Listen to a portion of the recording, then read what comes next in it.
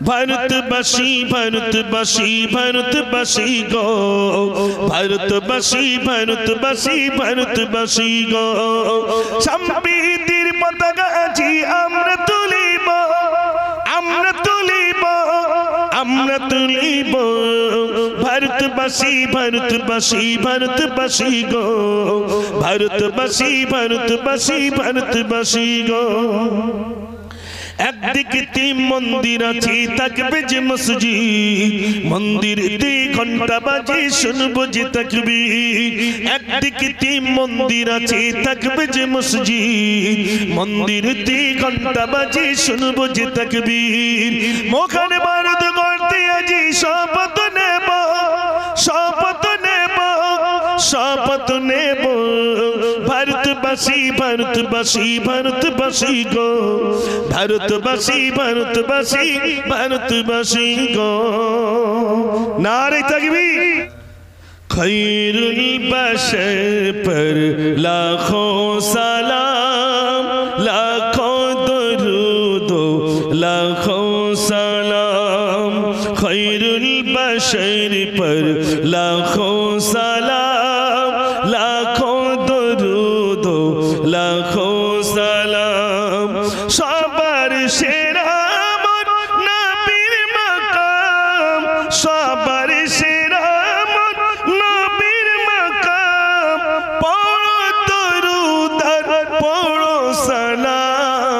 खैरुल बशर पर लाखों सलाम लाखों दुरूद लाखों सलाम खैरुल बशर पर लाखों सलाम लाखों दुरूद लाखों सलाम नारे तकबीर मायर कदम चुमे नीले खोदर रगम गतो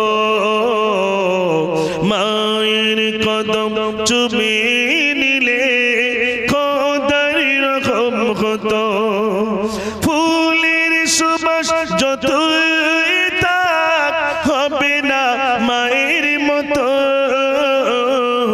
মায়ের কদম চুমে নিলে খোদার রকম হতো জান্নাত পেতে যদি চাও দিও না মাকে ব্যথা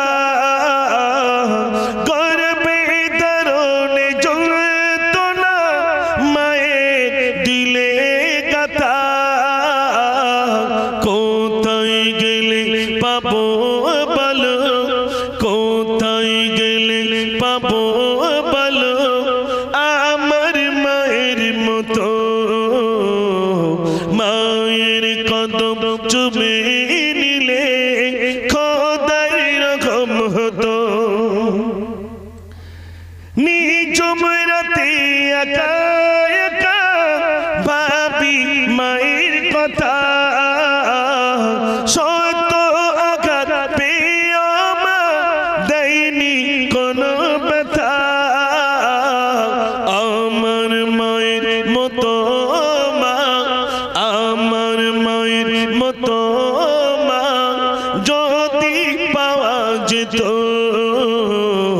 মায়ের কদম চুমে নিলে খোদার রকম হতো নারে তাকবীর মাথায় একটা গজল বলেছিলাম আই মোহাম্মদ জগত হুজুর ওই ভাই রয়েছে তখন সব ছোট ছোট আমরা তখন গজল বলেছিলাম যে গজলে আমি বসিরহাট আমিনিয়া মাদ্রাসায় ফার্স্ট হয়েছিলাম গজলটা ছিল এই মোহাম্মদ জগত উজালা কমলি ওয়ালা তোমারি নাম দুনিয়াতে তোমার নামেরি ডঙ্কা মদিনা ওয়ালা তোমারি নাম এই মোহাম্মদ জগত উজালা কমলি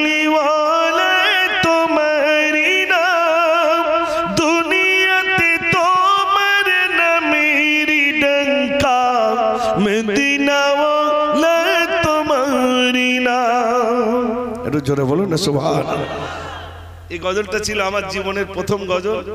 এই গজল যেখানেই বলেছি সেখান থেকেই প্রায় সেই সময় মানুষ দিয়েছে। যেখানেই যেতাম হয় প্রথম, দুটো হয় কেরাতে নইলে গজলে, হয় এটাই প্রথম নইলে ওটাই প্রথম। বিচারকরা বলতেন একজনের দুটো প্রথম দেওয়া যায় না, তাই একটা সেকেন্ড করে দিলাম। ও বুড়ি মা কোথায় চলো এই বোঝা মাথায় নিয়ে, এসেছে মুহাম্মদ চলি তারি ভয়। শোনো শোনো বুড়ি মা মোর কাছে তুমি বলো না, কে দিয়েছি ব্যথা তোমার কি হয়েছে বলো না। গাটিল কানারা কহে তাই আমি তোমার ছেলে, গ্রাম ছেড়ে কেন তুমি এমন ভাবে এলে। ও বুড়ি মা কোথায় চলো। সামনে চলে গেলেন আল্লাহ রাসূল সাল্লাল্লাহু আলাইহি ওয়াসাল্লাম। ডাইরেক্ট বুড়িটাকে জিজ্ঞেস করছেন, ও মা কোথায় যাচ্ছেন? বুড়িটা বলছে, বাবা কোথায় যাচ্ছি বলবো? নবীজি বলছেন, মা বলুন। বুড়িটা বলছে, চলে যাওয়ার কথা। বলি শোনো বেটা আমার, চলি কিসের ভয়ে, এমন যুবক আসলো তাই চলি তারি ভয়ে। নামটি তাহার মুহাম্মদ রে, মাতা তাহার আমিনা, মোরা যাদের পূজা করি সে তো তাদের মানে না। ও বুড়ি মা কোথায় চলো। আমরা যাদের মাবুদ বলি ও তাদের মানতে চাই না, এই জন্য চলে যাচ্ছি। বাবা এই পর্যন্ত থাক নাকি, না পুরোটা বলতে হবে? তো বুড়িমা যেই কথা বললেন আল্লাহ রাসূল বলছেন, ও মা আর কি অন্যায় আছে? বুড়িটা দ্বিতীয় অন্যায়ের কথা বলছে। দয়া নাই রে মায়া নাই রে, এমন ছেলে আমি না, সে যুদ্ধ করে মানুষ মারে, করে শুধু বিচার, তাই বলিয়া থাকবো না রে এমন গাঁয়ের মাঝে। গাটলি খানা দাও না আমায় চলি নিজ কাজে। ও বাবা আমাকে ছেড়ে দাও, বাবা চলে যায়।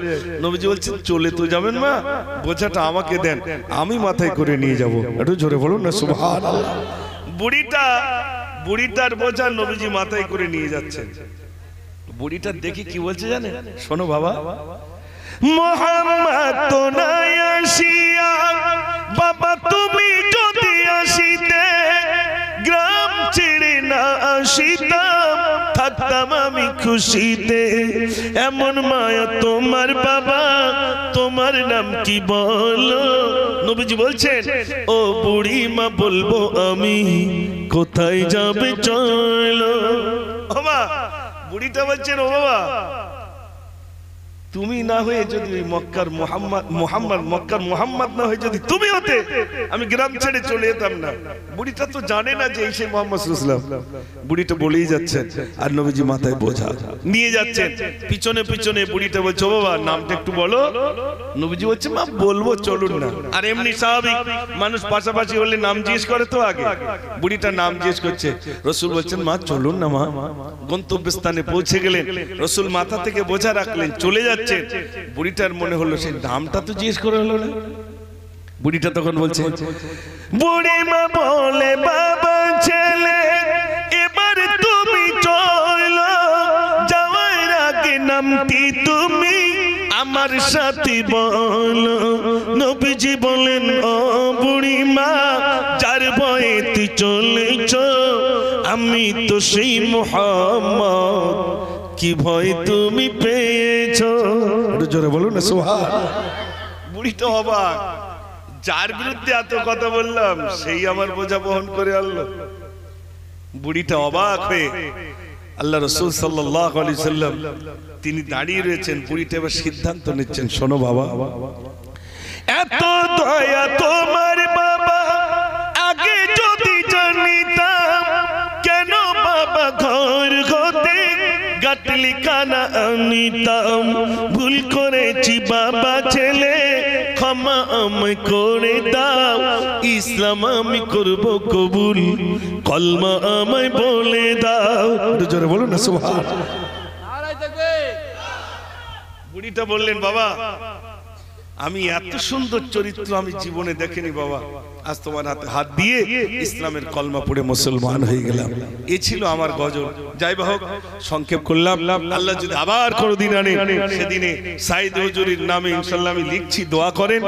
ইনশাল্লাহ আমি মুস্কি হাসি, আহা, যখন অ্যাম্বুলেন্স থেকে নেমেছেন সেই হাসিটা, স্মৃতিটা আপনাদের মনে হচ্ছে না? হচ্ছে না ভাই?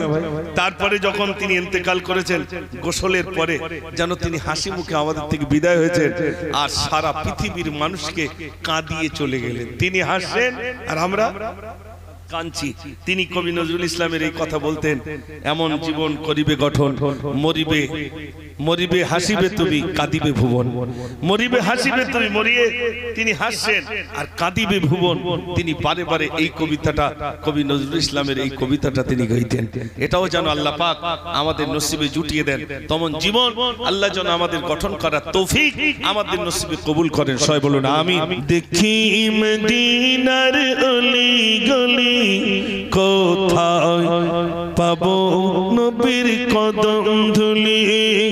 দেখি মদিনার অলি গলি, কোথায় পাবো নবীর কদম ধুলি।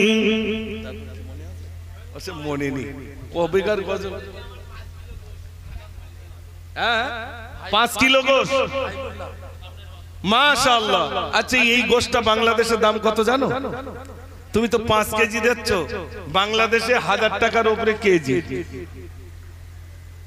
আমাদের ইন্ডিয়াও আছে, ত্রিপুরায় 700 টাকা কেজি, আর আসামে শিলচরে 850 টাকা কেজি। আর আমাদের কলকাতায় আমি কি জিজ্ঞেস করছি, ভাই গোর্শের দাম কত? বলছে 850 টাকা। আসামে শিলচরে, তা আমার হচ্ছে কলকাতায় কত? আমি কলকাতায় ওই 150 টাকা থেকে শুরু, 130 টাকা আছে, 150 টাকা আছে, ওগুলো একটু সেদ্ধ কম হয় আর কি। আর যেগুলো 200 আছে সেগুলো স্পেশাল। তো বলছে 200 টাকাই গোশ? বলে হ্যাঁ 200 টাকাই গোশ। আমার ভাই বলছেন 5 কেজি দেবো, আপনার খুশি না বেজার?